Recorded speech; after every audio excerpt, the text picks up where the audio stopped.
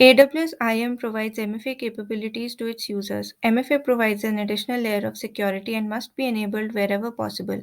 An attacker would not be able to log into an account even if they had the password, as the account would require an MFA token to complete the login process. In this video, we will see how to enable MFA for an AWS IAM user. Log into AWS Management Console and navigate to IAM Service. On the left navigation panel, click on Users under Access Management. On the users page, we can see the MFA status for users under the MFA column. Click on username for which you want to enable MFA.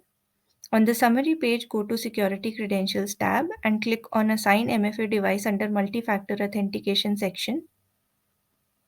A pop-up will appear. Provide a name for the MFA device being assigned and select the type of MFA device that you want to assign. Here we will select Virtual MFA device and click on Continue. Depending on the mobile or computer application that will be used by the user for whom MFA is being set up, if they have the option of scanning QR code, click on Show QR code and scan it to proceed with the setup. MFA can be set up using secret key also if they do not want to or have the option of scanning the QR code. You can click on Show Secret Key, then copy the key and set up the MFA device. Now provide two consecutive MFA codes and click on Assign MFA. This will set up the virtual MFA device for the user. On the summary page, we can now see that the MFA device has been successfully set up for the user.